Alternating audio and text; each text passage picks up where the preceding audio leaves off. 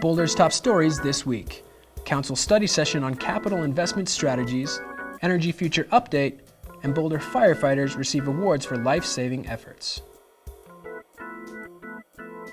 Hi, I'm Mike Benuelos.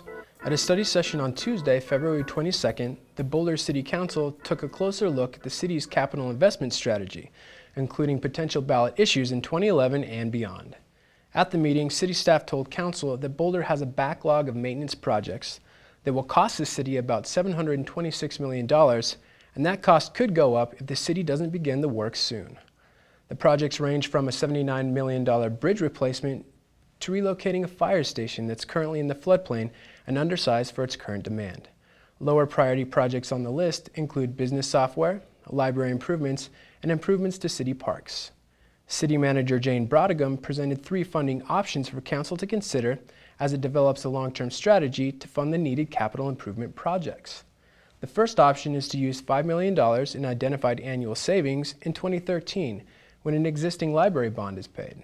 The second option would be to allocate the $5 million of identified savings toward a 20-year bond that would provide about $62 million for improvements. Or the third option would be to increase property and/or sales tax to allow the city to secure larger bonds for the improvement projects. The third option of a higher bond issue would fund nearly all of the critical improvement deficiencies identified by the city. Council did not reach a consensus or take action on any of these 3 options at this week's study session. If council decides to move forward on issuing bonds for capital improvements or to raise taxes, it would require a ballot initiative and voters would have the final say. Council would need to decide on ballot language for a bond issue by August of this year if it chose to bring that option to voters in November. City Manager Brodigam said if council determines a tax increase is needed, the ballot initiative likely would not happen before 2012.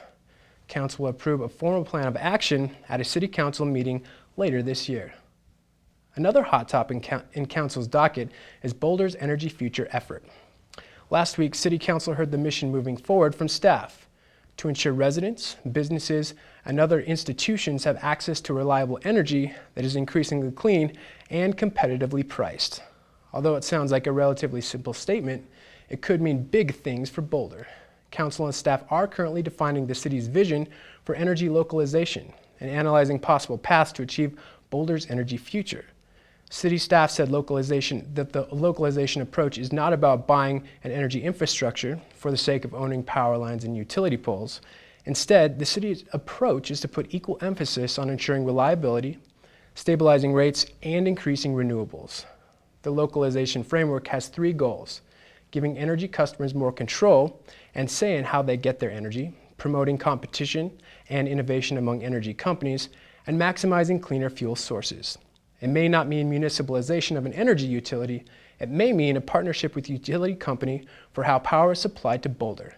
The project is engaging all community members to become informed, and they will ultimately decide the energy path the city will embark upon.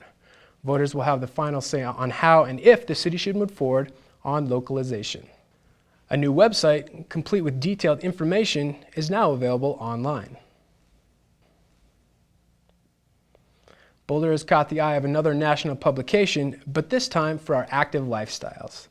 Time Magazine Health found that Boulder, Colorado is the most active city in America.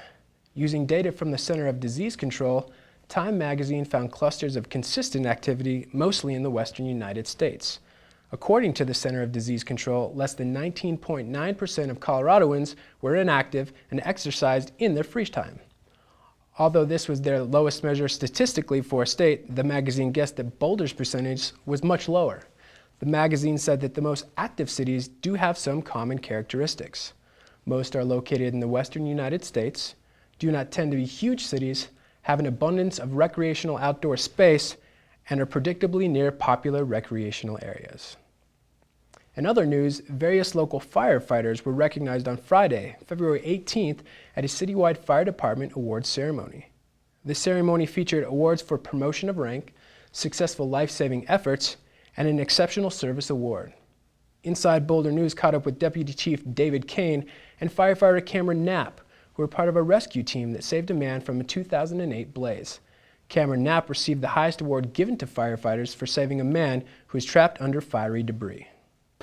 Well, I think it's really important for any organization to recognize outstanding achievement, both in promotions and, in our case, saving a life or performing an exceptional service.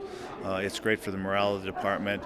I think it says a lot for how we feel about our own people, and that we recognize the dangerous job that many of them do day in and day out.